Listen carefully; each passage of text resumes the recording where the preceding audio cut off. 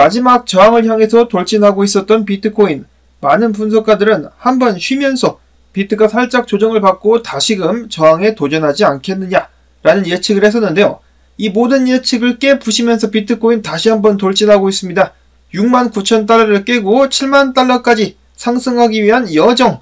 과연 이번 주에 우리는 7만 달러대를 볼 수 있을 것인가 기대가 되고 있는 가운데 인사를 드려보고 있는 크립토 마토입니다.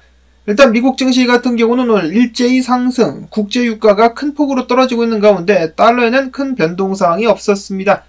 비트코인 가격은 68,932달러, 69,000달러 위까지 올라왔다가 내려갔다가 해당 자리를 놓고 세력들이 혈투를 벌이고 있습니다. 이더리움 가격은 2,500달러, 비트에 비해서 상승률이 그리고 반등률이 너무너무나 저조한 알트코인들.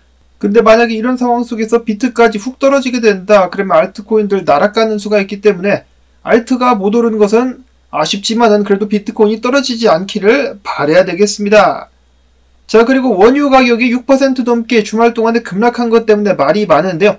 긍정적으로 그리고 부정적으로 동시에 볼 수 있다고 합니다. 첫 번째로는 이스라엘이 주말 동안에 이란에 미사일을 쏘았으나 다행히도 에너지 시설에 피해가 가지 않으면서 유가 가격이 급락한 것이다 라는 예측이 있는가 하면은 반면에 유가 가격이 가장 크게 하락한 이유 중에 한 가지는 바로 전 세계에서 크루드 오일을 가장 많이 수입한다라는 중국의 경제가 생각보다 더욱더 문제를 겪고 있다. 왜냐? 중국 쪽에서의 수요가 훅 떨궜기 때문이다 라는 지적이 있었습니다.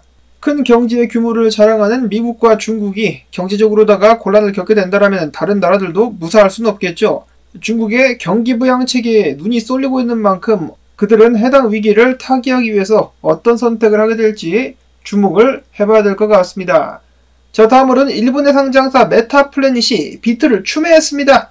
156.78개를 추매하면서 비트코인 보유량 1000개를 넘겼습니다. 1018개를 보유하고 있는 메타플래닛. 메타플래닛뿐만 아니라 다른 기관들도 비트를 계속해서 추매하고 있다는 소식 이어지고 있는데요. 크립토 코안티의 기고자 썬문은 이야기하기를 미국 기관들, 거래소나 은행, 펀드들이 보유한 비트코인 비율이 증가세로 돌아섰다. 지난해 말 강세장은 미국 기관의 비트코인 보유량이 이번과 같이 증가하면서 시작이 됐고 3월 이후 비트코인의 횡보는 미국 기관 보유량이 감소하면서 시작이 됐었다. 그런데 최근 다시금 미국 기관들의 비트 보유량이 상승하고 있기 때문에 어떻게 된다? 강세장이 올 수 있을 것이다. 가지하라고 외쳤으며 미국 기관들 뿐만 아니죠. 계속해서 고래들도 비트를 매집하고 있다는 소식 꾸준히 전해져 왔었는데 보시면은 비트코인을 3년 이상 보유한 장기 홀더들 올해 기준으로 해가지고 1월에 비해서 보유 물량이 많이 늘었지만은 해당 기간 비트코인 채굴 물량은 당연히 또 반감기가 적용이 됐기 때문에 훨씬 더 줄었습니다. 당연히 가격에는 상승 압박이 적용될 수밖에 없겠죠. 자, 이런 상황에서 채굴자들 같은 경우도 비트를 팔지 않고 보유하는 추세로 돌아섰다라고 하는데 크립토 코안티의 기고자 아보카드 체인은 이야기하기를 채굴자들은 여전히 그들의 지갑에 비트코인을 보유하고 있으며 매도를 위해서 거래소로 입금하는 그런 움직임은 보여지고 있지 않다. 이러한 모습은 바로 비트코인 상승장 전에 볼 수 있는 그런 모습이라 해석을 해볼 수가 있겠다. 올해 말 또는 내년 중에 비트가 신고가를 갱신할 것으로 기대한다라고 이야기를 했습니다. 자, 신고가까지 얼마 남았습니까? 5,000달러? 6,000달러? 그까짓 거 하루 만에 금방 올려버릴 수가 있는데 지금 마지막 저항에 부딪히고 있는 상황. 과연 우리는 올해 안에 비트코인 신고가를 볼 수 있을 것인가?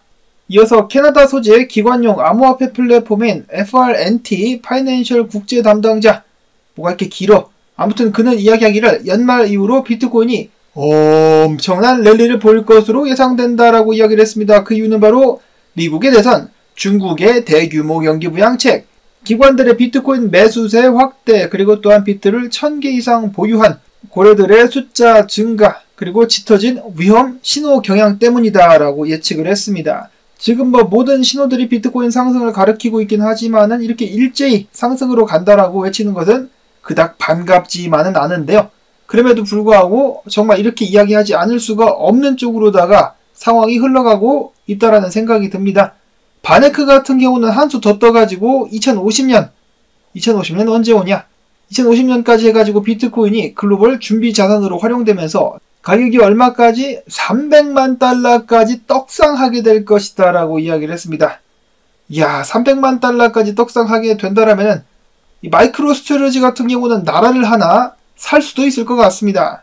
이어서는 분석 및 동향 알아보도록 하겠는데요. 자, 일단 비트코인 강세를 보이고 있음에도 불구하고 코인베이스 프리미엄 마이너스를 나타내고 있다라고 하네요. 미국 개인 투자자들의 매도 압력이 커지고 있다라고 표현을 했는데, 매도 압력이 커지기보다는 수요가 확 준 것이 아닐까.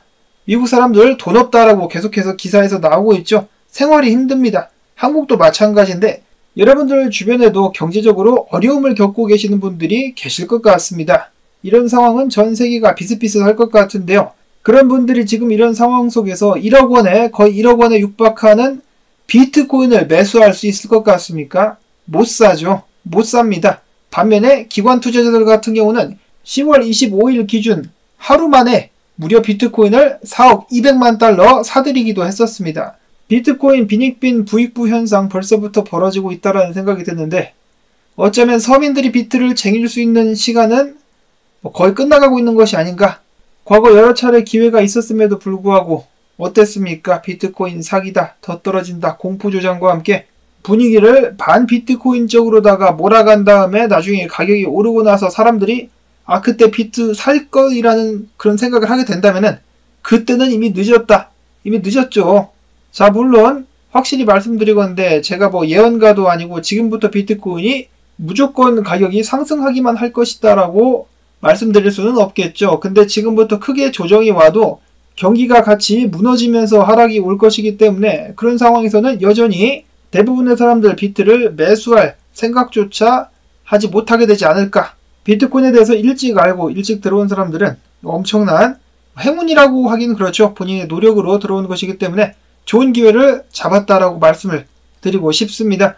이어서는 매튜 하이랜드 분석가 비트가 전고를 뚫기 위한 마지막 저항에 부딪혔죠. 지금 목 부분에서 고군분투를 하고 있다라고 이야기를 하고 있는데, 이때처럼 뚫고 상승할 수 있다라면은 비트코인 추가적인 큰 상승 기대해 볼 수가 있겠습니다. 뚫느냐 뚫지 못하느냐. 어제 잠깐 소개해드렸다시피 비트코인 유동성 7만 달러 위에 대거 몰려있거든요. 지금 코앞까지 왔기 때문에 무난하게 뚫고 올라가지 않을까라고 생각하는 사람들 여럿 있습니다. 이거 정리를 한번 하게 되지 않겠느냐. 근데 얘네들 같은 경우도 이 자리 내줄 수 없기 때문에 사생결단으로다가 지금 막아대고 있는 것이 아닌가. 과연 이 싸움의 최후의 승자는 누가 될 것인가. 지금 당장은 모르겠지만은 중장기적으로 봤을 때는 뚫고 올라갈 수밖에 없다라는 의견이 지배적인데요. 조시레즈 분석가 같은 경우는 다른 거 다 치우고 월봉을 봐라. 월봉 차트를 봤을 때 굉장히 상황이 좋아 보인다. 낮은 시간대 잠깐의 변동성들을 전부 다 무시하고 비트코인이 어느 정도까지 상승할 것인지 기대를 해봐라. 2020년도 10월 이후에 어떤 일들이 발생했는지 기억하느냐 라고 이야기를 하면서 비트가 추가적으로 개떡상하게 될 것임을 예언을 했습니다. 예언이라고 하기는 그렇고 그렇게 예측을 했습니다. 가즈아 비트코인.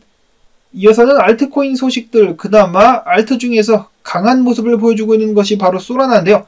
솔라나는 1일 네트워크 수수료에서 이더리움을 추월하는 성과를 보였다라고 합니다. 이는 솔라나 네트워크 블록체인의 사용자 활동 증가를 반영하는 것이다 라고 하는데요. 자, 물론 30일 기준으로는 이더리움이 더 높습니다만은 솔라나가 계속해서 느릿느릿 걸어가고 있는 이더리움의 뒤통수를 때리고 있다는 것이 중요하겠죠. 차트상에서도 여전히 강세를 보여주고 있는 솔라나.